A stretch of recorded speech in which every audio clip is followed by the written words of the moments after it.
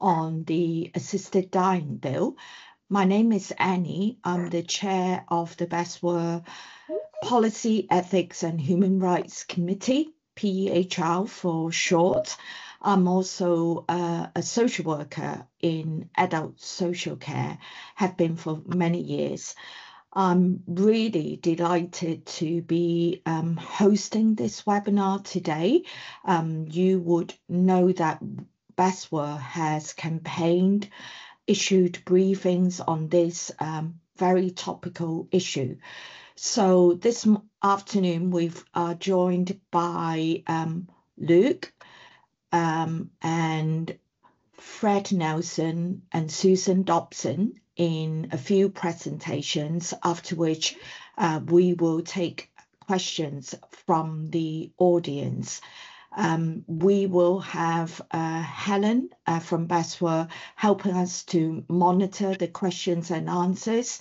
So please put any of your questions into Q&A, and here's Helen. So please put any questions in the Q&A during the presentation, and then we'll form a panel to look at all the questions in the second half of the meeting. I'm going to get each of the presenter to introduce themselves, so please do at the beginning of your slot. So I'm going to introduce Luke, BASW Head of Policy and Research, to get Luke to start us going. So thank you, Luke. Hello, everybody. Lovely to be with you. And what I'm going to do is I'm going to go straight into the presentation. And the inevitable question is, can you all see that? Assisted dying, what's being proposed? You can. Excellent. Yeah. Okay. So what I'm going to talk about, just to sort of give you a firm foundation as to where we are, is a little bit about the proposed legislation, which in the jargon is called the bill. And then think about the implications for social work and the implications for social workers, which those two things are, of course, slightly different. And the bill is called the Terminally Ill Adults End of Life Bill. And it's a private member's bill, and I'll say a little bit more about that. It covers England and Wales only.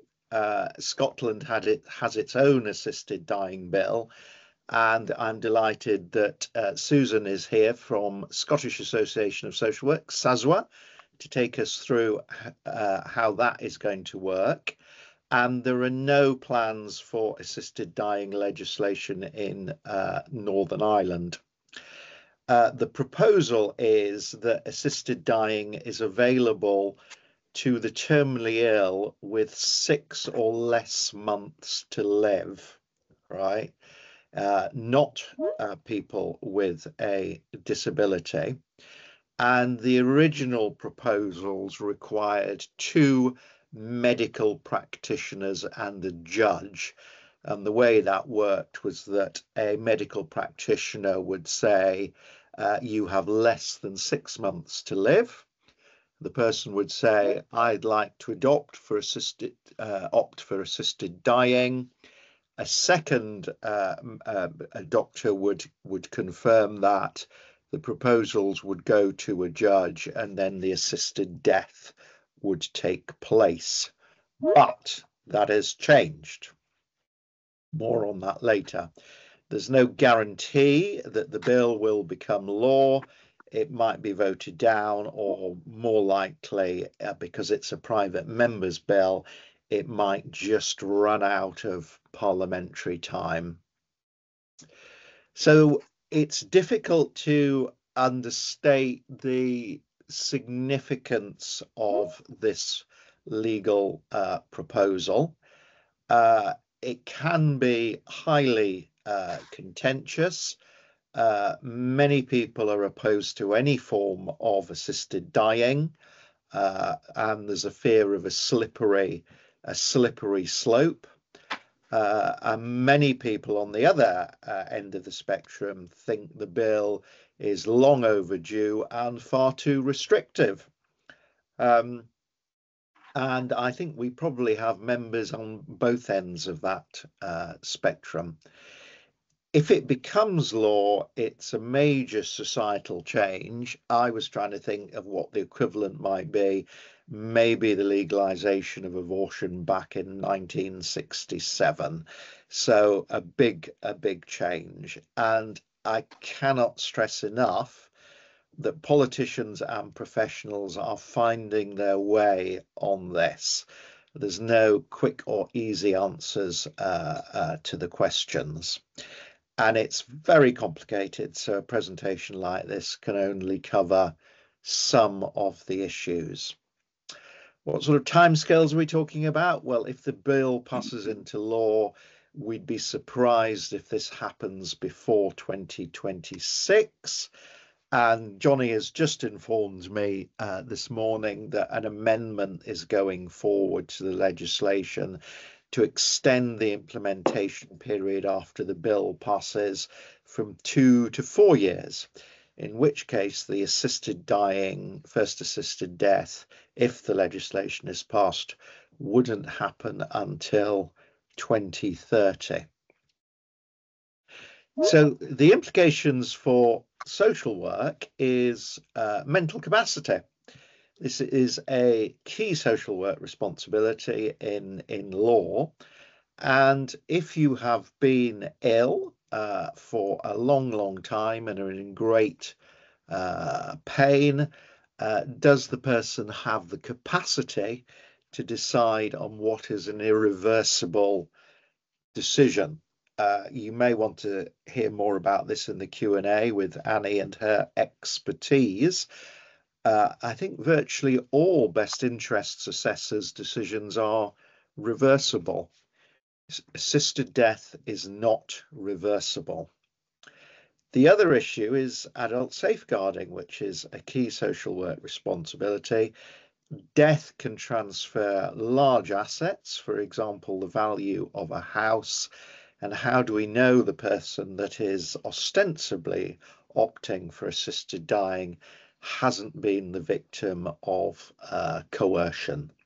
So big social work issues there. BASW's position is that we don't have an in-principle view on assisted dying. We're not saying whether it's good or whether it's bad, but it is our job that if the government is planning to introduce legislation, it should take into account existing social work responsibilities in law, like mental capacity and adult safeguarding. And death isn't just a clinical event, it's a social event. People have feelings, values, relationships across a range of people, and we therefore need social services to be holistic.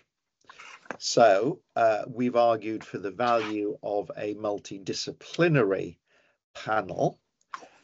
We've also argued for a conscience clause for social workers to opt out without detriment. And we've also argued for independent inspection of the service.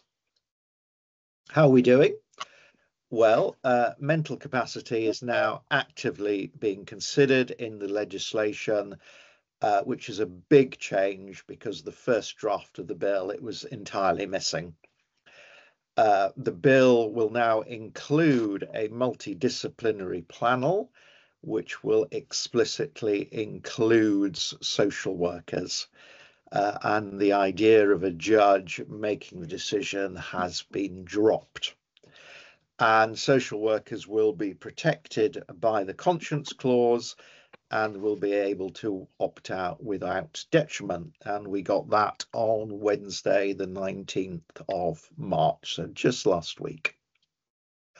Okay, so we're now moving from a BASW position to my professional opinion. Who knows what the future holds? So these are some guesses. The details of how the panel works are unlikely to be in the legislation. That is quite normal for legislation. Instead, if the bill passes, then there's likely to be a government-sponsored working party with the relevant parties involved, for example, BASW. The term panel can be misleading. It's a function and a service delivered by an organisation, and all professionals involved will be working directly with the person opting for assisted dying. And this service, this function, provides a setting for social workers to undertake mental capacity assessments, check safeguarding issues, and offer non-directional advice and support. Why is it non-directional? Because you can't say to somebody, oh, I really think you should opt for assisted dying, or I really think you shouldn't opt for assisted dying. It's their choice, and it'll be important to demonstrate that. Okay. How might the panel actually work? Well, it'll likely be a full-time paid role, and like any other paid role, professionals will have to apply demonstrating their qualifications and experience. We don't think you'll get a call saying, hey, would you like to be on the panel? All right.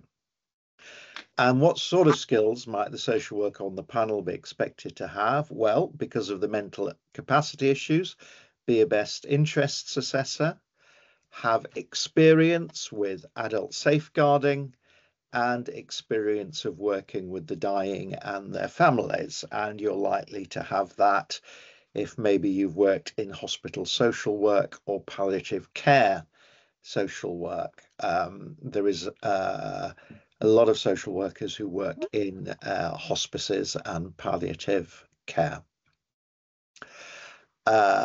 We think that panel social workers would likely need to undergo additional training in their own specialism. Back to the best interests assessor, because assisted death is an irreversible decision, how that assessment of mental capacity will have to be done very carefully. Panel social workers would also undertake training with other professionals on the panel. It's quite likely that there will be national guidelines, and all panel members would need access to offline counselling and support. And my guess is that panels would not be part of local authorities, more likely to be part of the NHS or a distinct, completely new service. Okay, let's talk a bit about the conscience clause. Since social workers have to opt in to work in on the panel, that gives one level of protection for those who are in principle opposed to assisted dying. However, we've now got a newly won conscience clause, which gives a universal protection. For example, I'm visiting a person as part of an adult care assessment. I work for an adult care assessment team in a local authority. They unexpectedly say they are dying and want to discuss an assisted death. I'm opposed in principle to assisted death. I can opt out of this discussion with no detriment, and my manager needs to find someone else to undertake this discussion. That's an example of how the Universal Protection Clause might work. And we're going to just hear how the conscience clause was won. One set of professionals that are omitted in that list are social workers. Under Amendments 422 and 423 that we passed to Clause 9, social care professionals have a role in the process. The British Association of Social Workers, in their written evidence, said this: social workers have duties in relation to both mental capacity and adult safeguarding. So it is concerning that legal protection in Section 23 of the bill is given to healthcare professionals, but not to social workers. All professionals that could potentially be involved with assisted dying, such as social workers, should be able to conscientiously object to participating in work that could reasonably be argued would be contributing to an assisted death. He's making a really important point, and I think I'd like to get it on the record that I agree with him in terms of there should be no duty for any person to take part in the provisions of the Act if they choose not to, for whatever reason. I'm going to struggle to support his amendment because of some other issues with it, but in terms of that principle, I wholeheartedly agree, and I would be very happy to work with him if there's something else we could come up with before report stage to that effect. One set. Okay, and then very finally, the resourcing of the assisted dying service. This is an entirely new function and would require entirely new funding. The big challenge is it's not known how many people who meet the criteria will opt for assisted dying. But as a guess, if you had a panel per region, it might mean 20 panels, which translates into 20 social work roles.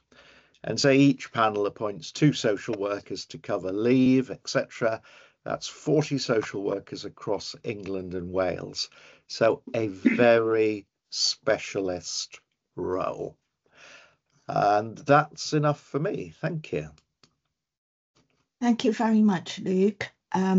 Please do remember to put your questions in the Q&A and we'll have time to look at it at the end. So I'm really delighted to welcome Fred Nelson. Fred, you are joining us from abroad, so a big welcome especially. I'm going to get you to introduce yourself and then share a few words with the audience, please. Well, thank you very much for inviting me. And I'm coming to you from Winnipeg in Manitoba, which is in the center geographically of Canada and in the center of many people's hearts, according to the people from Winnipeg. My role in medical assistance in dying started in 2016 when the Supreme Court of Canada ruled in a Charter of Human Rights and Freedoms challenged constitutionally people have a right to have an assisted death. There was very rapid, as this rolled out, it was rolled out differently in every province in Canada, 10 provinces in Canada. And in our province, luckily, without sort of almost the legislation that I've just witnessed in terms of what's going on there in England right now in terms of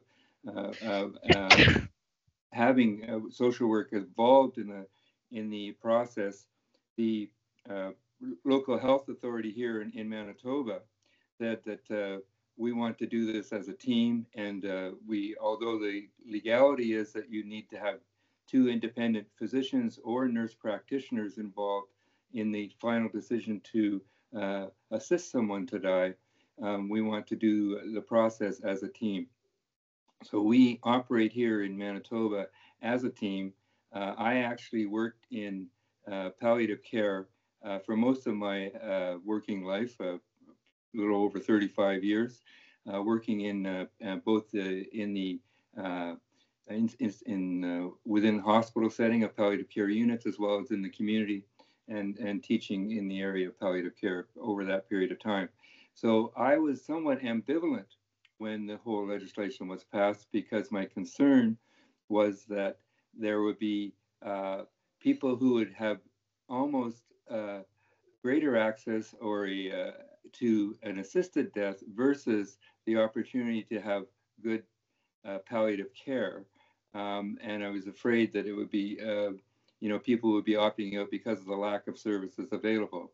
As it turned out, and I was with the team. I mentioned that I came out of retirement to be on this original panel to set up our response in our province. And at the first meeting, we had our first request and had to go see the person the next day in hospital. And I was volunteered to go because of my experience in palliative care. They thought that I would be a good fit. I said I would be doing this coming out of retirement, maybe, for a year, but I stayed with them for 5 years. Anyway, and now have retired about 2 years ago. So we got involved pretty quickly as a team. And I think the most important aspect was that we were a team. And so I think because social work has a major role to play on that team. So I'm not going to. I could go into the weeds a bit about all our and things have changed in our legislation. The legislation we have the category where it is open to people. It originally started that it was for people that were deemed to be reasonably, what was the wording? I'm losing my thought. Oh, death was reasonably foreseeable. So it was always, we thought it was, as it's being set up for you, terminally ill people. It has now changed in Canada in the last, I guess, 2 years ago, where it can be, you can be having a grievous and irremediable medical condition, but it could be not reasonably foreseeable, was thrown out in terms of too much of a restriction from a human rights perspective. And so there are people that have a chronic illness that can request an assisted death, but there's a different review process which requires a 90-day minimum assessment, which includes people, a physician who is a specialist in the area of that person's disability or disease, and it makes sure that everyone knows what their options for treatment are, etc. I'm not sure, I don't want to take too much time, but I just want to say the importance of the role of social work on this team.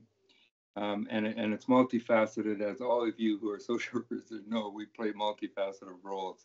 First of all, in terms of the assessment, and you talked about competency and safeguarding, I think those are automatic, but there's also, I think, some more subtle roles within assessment to almost within the process of doing the interviews, relationship building, and how do you, the skill that we bring to the table to help with that. And that's very evident when you're on a team with, as you know, with interdisciplinary teams, that it's not like we have a corner on the market of relationship building, because there are very skillful physicians and nurses and other members of the team out there.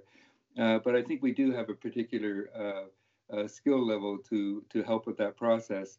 And the better the relationship, the more in depth you are going to understand what is going on for that individual and their family. And that's the second point, is that it's working with families, because often the interviews can be done, although we spend time with the patient alone in terms of really safeguarding and looking at the decision-making process, we do work with families too. And in fact, when we are working, with the individual, one of us, the social work, usually will spend time with the family too, to hear what they have to say outside of the process. The family are in no way under any obligation to be involved. The individual can make all these decisions and not have any, and for us to not have any communication with the family if they opt out, if they can opt out on that. So, and that often is a flag for us to say, well, what's happening there that you don't want your family involved? And that might lead to, and so we have a large role to play to look for, not only with the individual, to look at what is happening in terms of their sense of competency, but also the sense of ambivalence, the sense of unmet needs. I guess, if anything, we are looking at assessing for unmet needs. We also sort of facilitate the process, as I said, but it's really just looking at also teamwork. I think we play a very strong role in helping that team, our team that are doing this work, both in terms of understanding situations and debriefing and all that, and also the teams where we go into healthcare settings, we will play a role in facilitating a process of debriefing with teams that maybe have known someone or have been involved with this person that we're coming to help die. There's a lot of ambivalence or mixed feelings about the whole process within that team. And so we have a chance to sort of go in there and facilitate a discussion when we're going into a facility and after the death has occurred. And also the whole, I'm jumping around a bit, but it comes to mind, is working with the family around how do we actually manage this and the communication with each other around this process. So there's just a multifaceted of roles, and not to mention education within the community, and doing a lot of presentations and really to help demystify what goes on in this whole process is a really another important part, because I think Luke alluded to earlier the comparison with abortion legislation, And when we were originally set up, it was somewhat controversial, and it was there was some dissension in the community and socially. So it was, but as it turned out, it really wasn't as anything like, to my mind anyway, as intense as the abortion issue. And I'll also say my original reservation about people not having a choice for palliative care. About 80% of the people that we've died that were on that received an assisted death were registered with a palliative care program. The biggest factor for people that were choosing to have an assisted death was autonomy. I want to live my life the way I want to live my life. I want to have control of an uncontrollable situation. And that was the largest motivating factor that we found. And it was, and it was really, I can sum it up, especially with one person saying to their family, I find it hard to stay here, but I find it hard to, and that is, but I need to go. So that basically is just sort of a very quick summary of what we've been through. Thank you so much, Fred.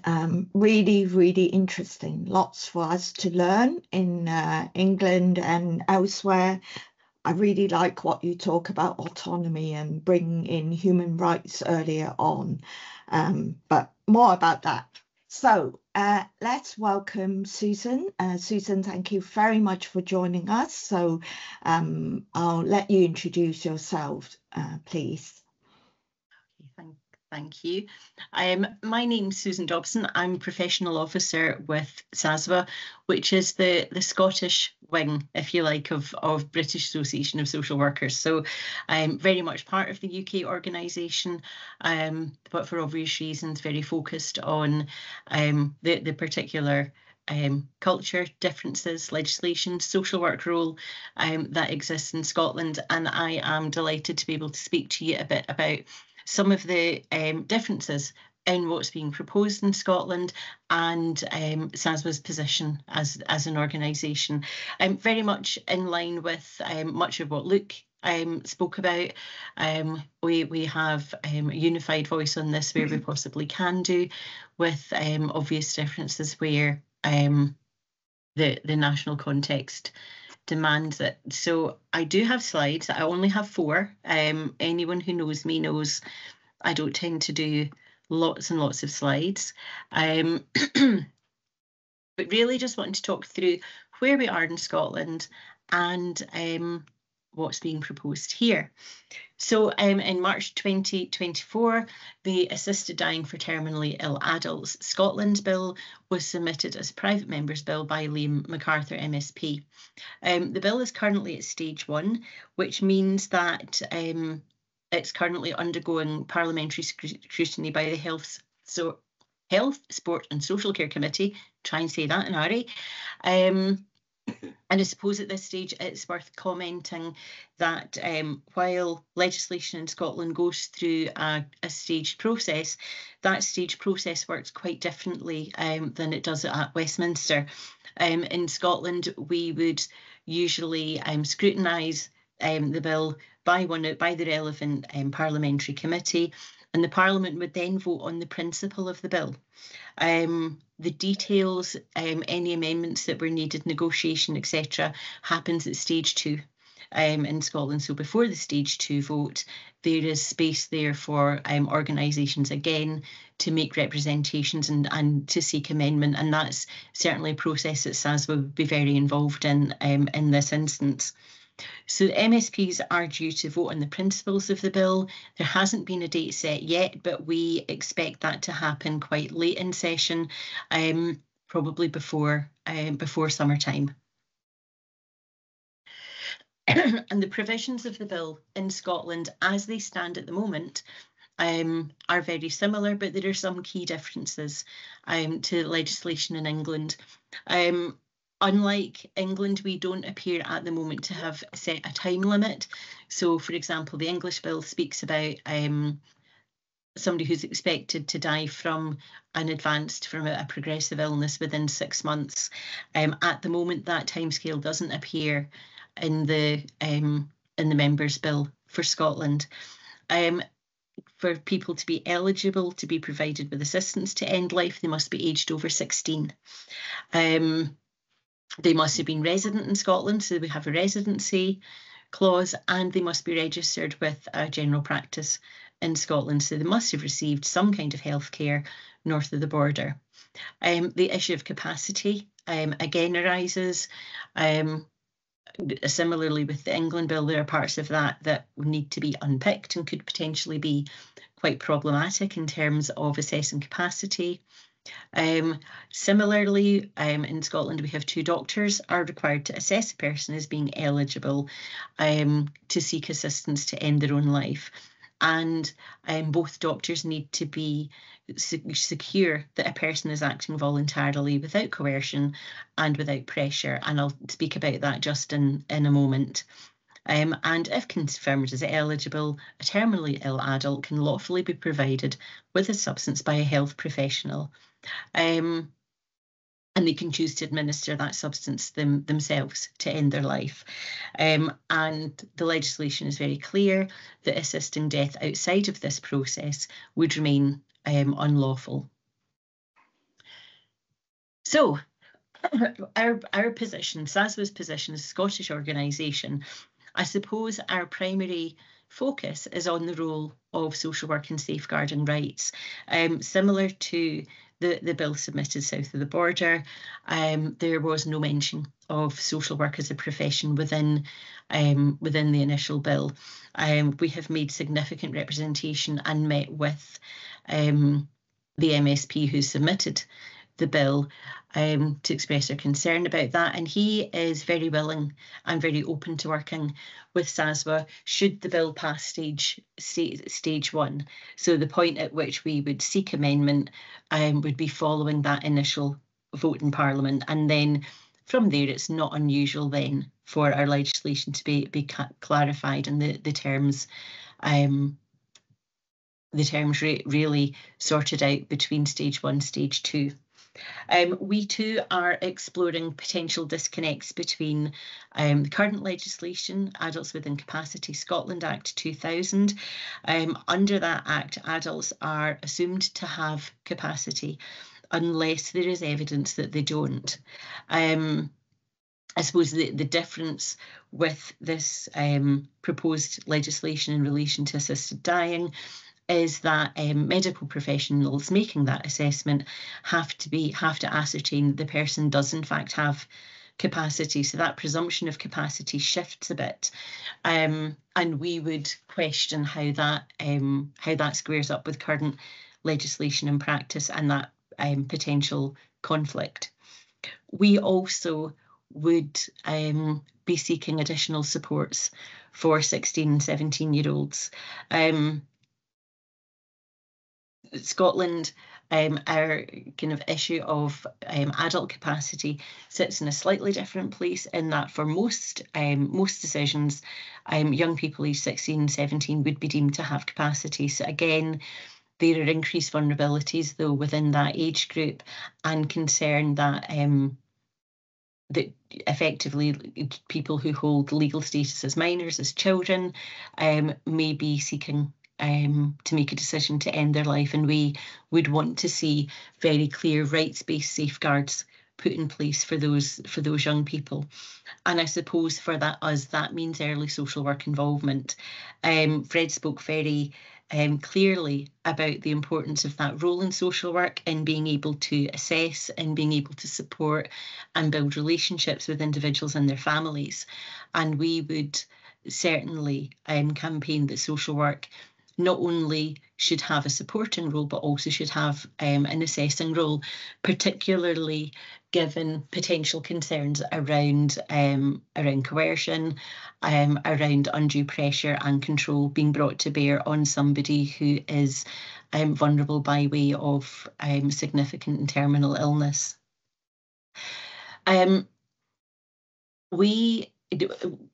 I'm kind of thinking about Luke's comments with regard to panel, and I think, you know, one of the things that we have been considering and thinking about is a more panel-based approach to this decision. Scotland does have a tradition of independent panels making and enforcing statutory decision making, for example, in child protection. Decisions to remove children, decisions to safeguard children are made by an independent panel who will receive professional reports from professional assessments and make that decision independently. So we wouldn't be kind of breaking the mold, if you like, to implement a panel based decision process in this situation. In any event, we are very clear that there's a need for robust legislation that is indeed future-proof. Fred spoke about how the scope of decision-making in Canada widened over time, and we would expect that to be the case simply because, as Luke said, we are finding our way here, and it would be unrealistic to expect that the first piece of legislation draft would be all-encompassing and meet the needs of people who would be seeking assisted death. So we fully expect that should legislation be enacted, there will be a point at which, and possibly relatively quickly, that there would be a need for amendment to that legislation. And as is the way in Scotland, those amendments build on what is already placed in primary legislation. So we would look for that to be robust. We would look for that to embed safeguards that would apply should legislation be amended in future. We also consider there's a real need for consideration of relevant groups who have significant concerns about assisted dying, and we know that some people are very opposed, some people are very in favour. Organisationally, we don't take a position on that. But I guess when we come to legislation, hearing the voices of those who are likely to be impacted and those who are in more vulnerable positions becomes incredibly important. And so as part of our work, we want to be sure that we give voices and that those voices are listened to while we represent the interests and concerns of social work as a profession. I hope that's a very whistle-stop tour, but I'm aware that you have been spoken at for quite some time. So I'm going to stop and hand back to Annie, who I know will take questions as need be. Well, thank you very much, Susan. In fact, I'm going to hand to Luke now, who is going to facilitate the panel. And I think we've got everyone on the screen, Luke, George and Johnny from BASW in their political and public affairs role, Susan and Fred. So over to you, Luke. Yeah, so what I am going to do is I'm going to allocate the questions as we go along. If you're new, do introduce yourself before you start answering, and then we'll see how it goes. So the first question is from Gavin. Hello, Gavin. Thank you very much for holding this briefing, Gavin writes, and for advocating for the profession. Can I ask if there are any plans for the BASW position on any aspect of assisted dying to be put to the membership via a vote? This feels like it's got your name written all over it, Johnny. Do you want to tackle that one? Yeah, I did see it come in. So yeah, just to quickly introduce myself, because I know I haven't presented yet, but I'm covering the public and political affairs lead role in Kerry Prince's absence. So Kerry started a lot of our engagement work on this piece of legislation when it was introduced back in November, and I've sort of picked up the reins post-Christmas. I might need you to come in, Gavin, just to clarify exactly what part you'd be looking for a vote on, whether you mean put out a vote to the membership on the in-principle decision on assisted dying itself, or if you're talking about a vote on any aspects of the legislation that's been put forward. Just before I ask you any aspect, okay, we did have a consultation just before the legislation was introduced, which went out to the membership, and that was on assisted dying more generally and what social work's position would be, any concerns social workers would have. And we also put that out to our experts by experience networks as well within BASW, because we felt it was really important to get that side through, and that helped to frame a lot of our briefings that went out the MPs ahead of the first vote on the bill, which was at second reading, and then subsequently the committee evidence we've submitted as well. If the bill is to change significantly, which at the moment, committee amendments going through, it looks like it will be changing, and MPs push it forward at report stage, then there might well be an argument to then go back out to membership and consult and say, look, review panel is a significant change. There's also another potential big change as well around extending the scope of the bill from 6 months to 12 months for those with neurodegenerative conditions, so like MND. That would be a significant amendment to the legislation that might justify going back out to membership on. And then the other aspects that Luke's talked about today on the adult safeguarding mental capacity side too. So yeah, I think we should definitely keep that option open and go out. I think a vote would be trickier to facilitate, but certainly a consultation where we can gather views, on such a big issue, it's extremely important. Thank you. Hope that helps.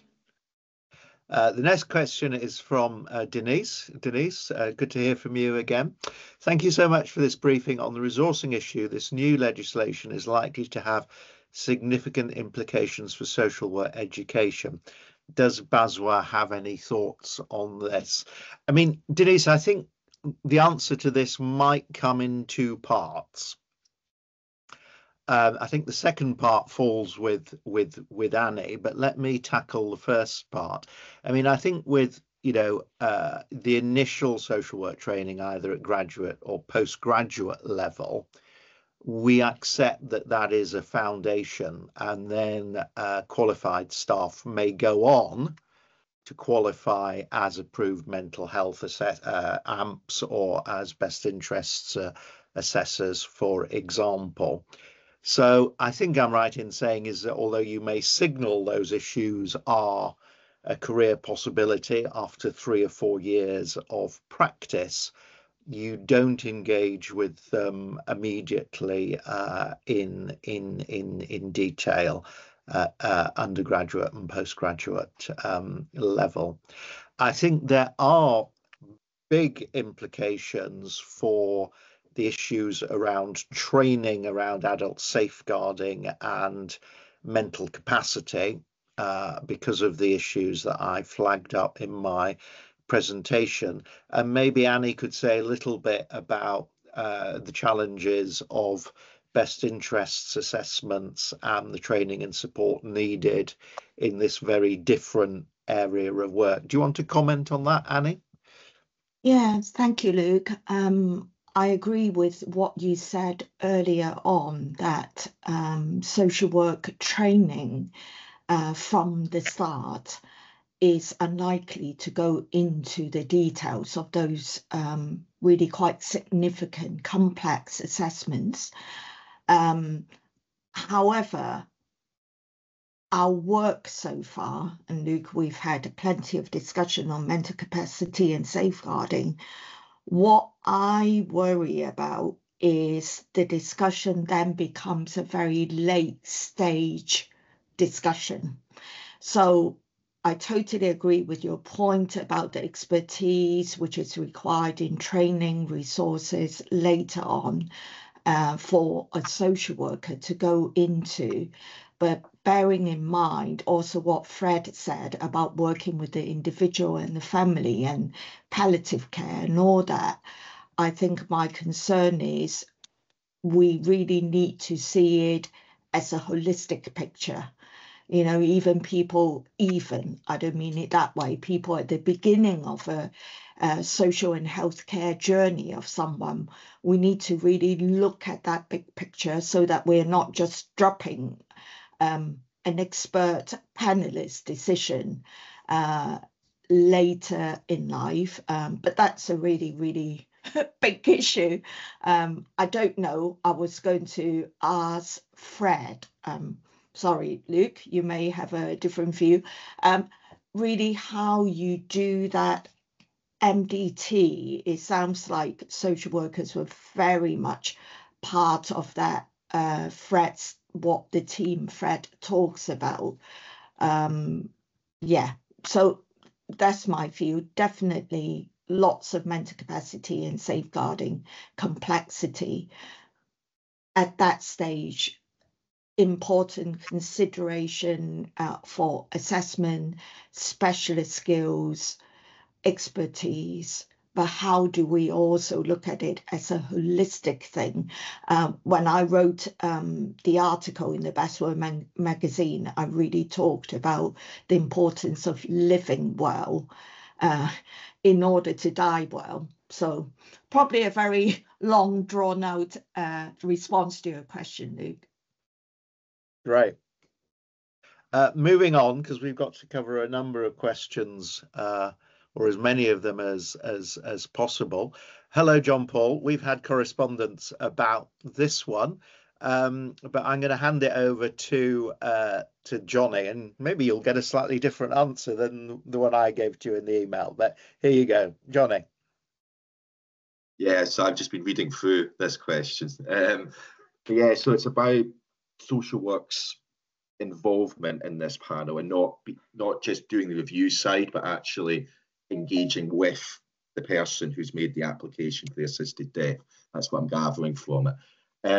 I think there's a fair case to be made for that, given social work's skills and experience and what we've discussed today. And Fred also might want to come in this, because I don't know exactly, but when I was doing a bit of research for a committee briefing in this, I think there may be provinces within Canada which maybe provide this level of support or engagement. I'm not sure exactly, but yeah, I think there's merits for it, and maybe that is something that we need to look at for report stage in our briefing, and making that case to MPs that this would need to be changed slightly in order for social work to get that, to have that responsibility within the panel. I don't know, Fred, if you had any thoughts on it yourself. Just to be clear, maybe I just lost something in the middle or the beginning of that conversation. So are you wondering whether social work should be more involved with the individual even prior to the assessment process with the whole panel? I think from what I could see, the social worker would meet and be able to speak directly to the person who has made the request for the assisted death. Yeah. And our process was that we would have that opportunity sometimes, but not all the time. And we would be, but I see some merit in it. And not only before, but even after, to sort of even review and debrief with the process that they just went through in terms of their decision making. Sometimes it's really trying to assess a little, get more clearly, because we really do have, there are two independent assessments, but that's really just two independent meetings with an individual and sometimes their family, most of the times their family. So it really, it did happen periodically that we would want more time with them alone. And plus we stress that we do meet with them alone during the process as well. People always, the biggest concern that we had was around ambivalence too. Like, well, two big concerns. What I alluded to earlier was really trying to discern unmet needs, and sometimes you don't really get at that in a as you all well know. You're gonna have to sort of figure that. And safeguarding is one aspect of that, but it's also the unmet need in terms of like what's really going on here, and what. And you see so many little flags go off when you're talking to people, and especially in terms of family relationship, and coercion is fairly, you're always aware of that possibility too. But I felt like we were pretty adept at handling that, and always giving people the choice to make a change of heart decision too. That was the other sort of really biggest safeguard we had. This might be going off tangent a bit, but just to let people know that we would always tell people before we would help someone to die, we would meet with them alone. And we tell them this during the process, and we say to them, you can change your mind, even though you've got your whole family here, it's all set up, you're ready to go. And this is very difficult for you to probably change gears. We want you to be able to change gears. And if you really want to do that, we will take the fall for that. We will come out and say, you know what, we just can't do that today because of whatever excuses we have to do that. So we always give people the final choice on that. I just wanted to make sure people knew that's part of the whole process, and that is very reassuring, both to that individual and to other people when we talk about the process. But yeah, just getting back to your original point, I do think there is a merit in having a little more time or really trying to tease out what is going on for that individual and their family. But the opportunity didn't really come that often. But when we saw a need for it, we would jump on it for sure. Thank you. I'm very keen to draw the Scottish perspectives into this. George has got his hand up, and Susan, I want to draw in as well. George, do you want to add something? Thanks. Look, yeah, it was just on what Fred was saying there, and on John Paul's question, which I think is really, really relevant actually. It's kind of along the lines of where our initial thinking in Scotland has gone, and our initial discussions with Liam and the bill. And Susan, jump in and correct me for any of this, but I think the Scottish panel system for the children's hearings in Scotland it's made up of volunteers primarily, though there's reform in the cards for that, but it's volunteers, and very often they are ex-social workers and people who've worked in communities, so have these skills. But our initial thinking was something along the lines of, as soon as someone makes that initial request for assisted dying, puts their hands up and says, I want to think about this, we were initially thinking we want social work involved at that time, and that was going to have significant resource implications, but it's about building that rapport, that relationship with the person, and it's about social workers being able to make those assessments. And it may be our line of thinking was more along the lines of, are social workers on the panel, or are social workers giving their professional opinion to a panel, and which is more important there? And maybe it's both, or maybe it's one or the other. But so just around that, and to think that I think this is our concern exactly, was looking at the panel announcement is definitely a massive step forward for the Westminster Bill, but wondering if it was too late and how much time does that panel have. And I haven't looked at this legislation in any detail, the Westminster one, but is there enough time there, and is there enough time for social workers to use the best of their professional skills to create these reports and opinions on why? It's the why someone's coming to the decision, not are they capable of it, but the why are they taking this decision. So yeah, I will, but we're short of time, so I'll stop there, but thanks. Yeah, I mean, the next question is a really one that we've wrestled with, Cora, so thank you for this. And maybe Susan and George can respond to this one. How does family involvement work for those holding the lasting power of attorney for health and welfare? Or how might it work? Thanks for that. I think it's a really challenging issue, because it brings us back to that issue of capacity. You know, where somebody has an enacted lasting power of attorney, the individual has already to some degree been assessed to lack capacity. Where that power of attorney is in place but isn't enacted, then the individual is deemed to have capacity. And of course, we know that there is, that part in the middle where somebody may be losing cognitive capacity, but not quite have reached a point of capacity assessment, or not quite reached the point of their decision making being fully compromised. For me, I guess it's something that will need to be really considered both in primary legislation and in the statutory guidance that is very likely to sit alongside that legislation. There are many issues really that need to be unpicked, and there will need to be a framework that sits around that. It's one of the reasons why I would argue for very early intervention from social work, simply because it does take time to build relationships. It does take time to understand, those family dynamics. It takes time to unpick who holds power of attorney. So there's a lot of work to be done there. And, with the greatest of respect to my medical colleagues, I think expecting doctors to be able to pull all of that together while also dealing with complex medical diagnosis is unrealistic and unfair. You know, social work, we have a long tradition and an absolute duty to protect rights. We are very used to making statutory assessment, and it feels very short-sighted to not use those skills in that capacity within this process. So I can't give you a definitive answer. I think it is complex. I think that, like most things, we will pick a way through that. But yeah, I think there's a lot that we will not so much need to wait and see, but find a position on and negotiate and campaign from, and that probably will be added to our list. We're running out of time, so what I'm going to do, I'm going to put this question to Fred. We'll then formally end the session.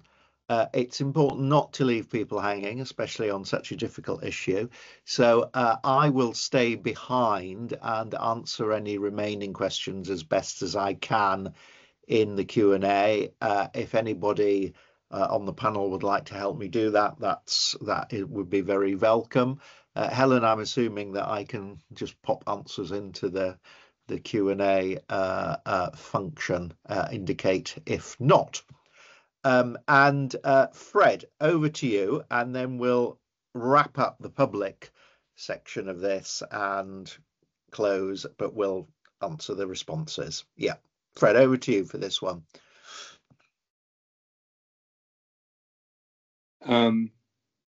Sorry, was there a question or just a closing? Yeah, based on your experience in Canada, do you have any recommendations to address any inequalities in the assisted dying system, e.g. in relation to ethnically minoritized people experiencing poverty? That's a really good question, and I think that we probably,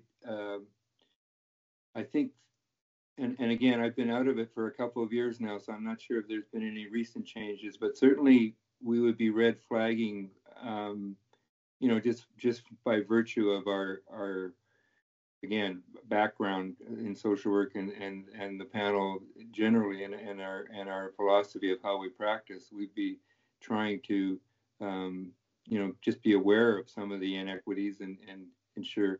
Part of the issue here is that a lot of times it's, it's sort of like the social determinants of health, where you know, certainly being in a situation of poverty or of potentially discrimination is going to be a factor, and you know, again, we're aware of that. There's nothing necessarily systematic to address that from our experience here, but I think it's more the awareness about, you know, those potential issues that we would be trying to, you know, respond to. I guess that's all I can say about that. Yeah. Okay. So thank you all for attending. Thank you very much to the panel for presenting, particularly Susan, George, Johnny, and Fred, who had to get up very early this morning to join us. So that's particularly appreciated. And Annie for looking after us so well. This will continue to be a major issue for BASW to grapple with, and as you've seen by the timeline, will run for many months, both in England and Wales and in Scotland. So keep your eye on the bulletin, and we'll keep you posted as things develop, and we're always keen to hear from you. So thank you. This is the official end of the webinar, but a number of us will stay behind to deal with any remaining questions in the box. Thank you very much, everybody. For a couple of years, and then the resource issue became a factor in terms of time, and we ran bereavement groups, and we did this after we invited a cohort of people from about maybe 4 or 5 to 6 months after the death, and we ran you know, a couple of times a year bereavement groups, and they were quite fascinating in a lot of ways, and we always meant to we always meant to, maybe do some kind of writing these things up, but of course we never got around to it. And but it was quite interesting. It was very much, the term disenfranchised grief comes to mind, especially early on when people were really affected by, who do you talk to about this in terms of a loss that isn't much like what was happening during the early stages in the 80s with the AIDS, different epidemic, and and sometimes it was really sort of some people that felt would be very understanding, some people felt very. So the group was very powerful sessions that people could come together, and so we did do that, and they definitely were helpful and definitely were needed. And the people that participated really did get something out of it to sort of, because it was such a specific kind of loss for people to experience and tease out sort of what that meant. And especially around within families where it wasn't always mutual agreement on the fact that the decision for someone to die, to assist, request an assistance in dying, that kind of, not necessarily overt conflict within a family, but that sort of difficulty in terms of the relationship of, being on board with the person's decision, respecting the decision, but not being on board with it, and to be able to tease that out with other like people that had similar reactions. So it was a very valuable thing to do. Thank you. And another question for you, this one from Sylvia Mackenzie. How do you process information within the community? Not quite sure I understand that. I mean, Sylvia, are you still here? Do you just want to expand on that a little bit? Helen will unmute you, I think.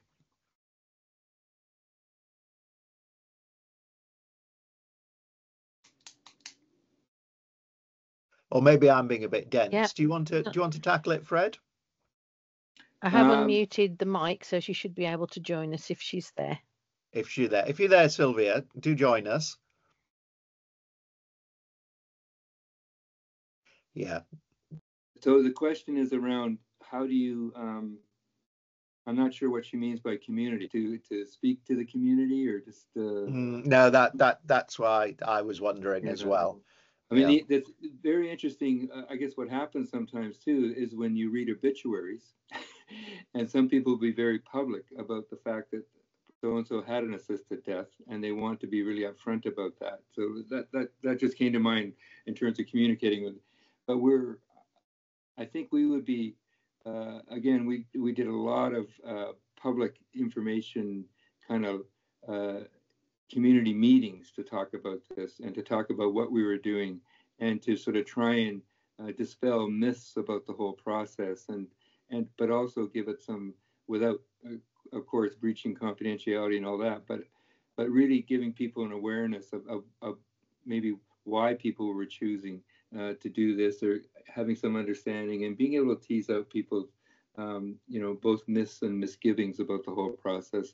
So there was a lot of public discourse about that. We must have been doing presentations every week about to some community, some group in our community.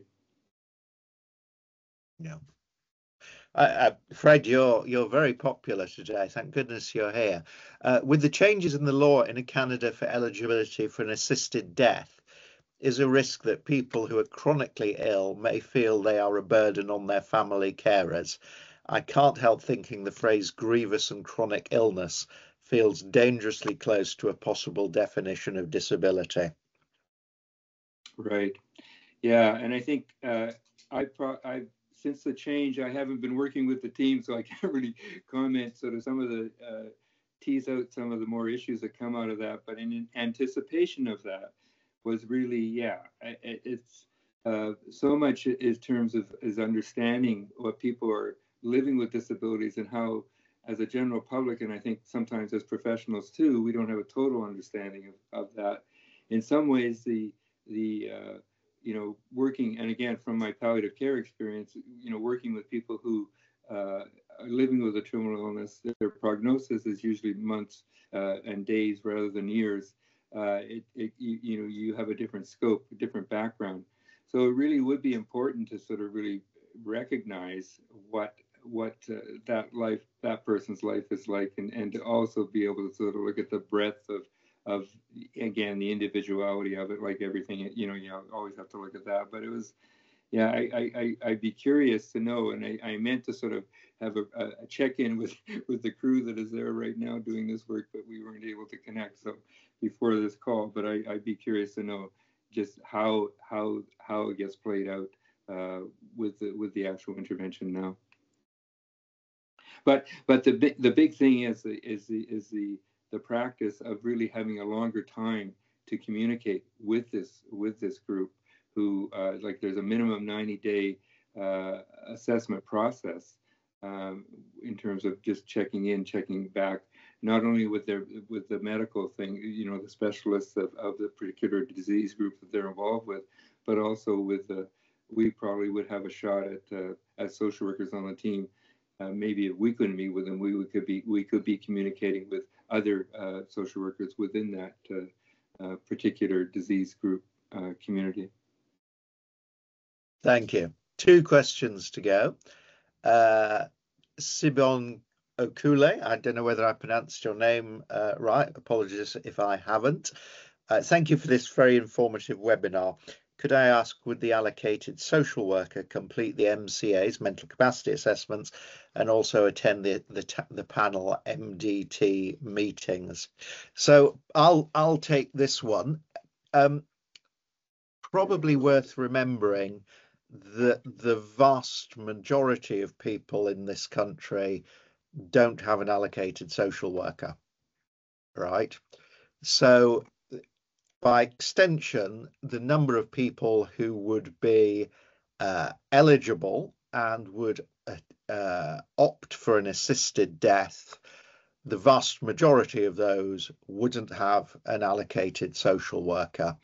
And in all likelihood, the social worker from the multidisciplinary panel would be the first social worker they would have come into contact with. That kind of detail where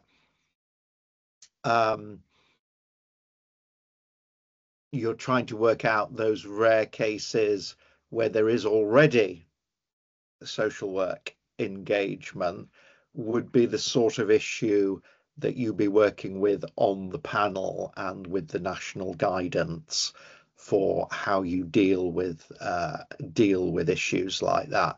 And other professionals will be in a similar position. So, for example, if you've had mental health issues and there's already a psychiatrist involved, so that might be 2 or 3 years down the line, working out the detail of that kind of interaction. But a very useful and interesting question. So thank you for that. And then the final question is also Fred. Fred, you are so popular. What has been the feedback from social workers on your processes, and what are their suggestions for changes if required?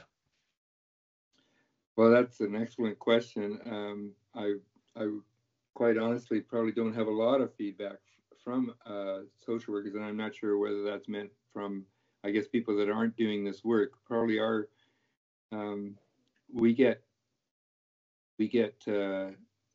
I think if anything, the changes required from any discussion that's been had about this is really, again, the time element and the resource element, in terms of really making sure that we who are doing these kind of assessments have there's enough of us so that it's really you can't sort of do this in a bare bones way. You need to have you need to be well resourced and better resourced, and I think if anything, that's important.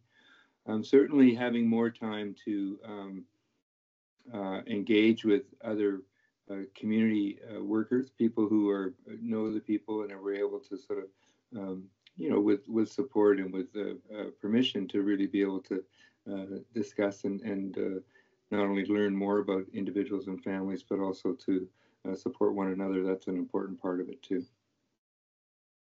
Great. Thank you. I think that really is the end, and we're down to 13 and it's 12 minutes past 1. So thank you all again.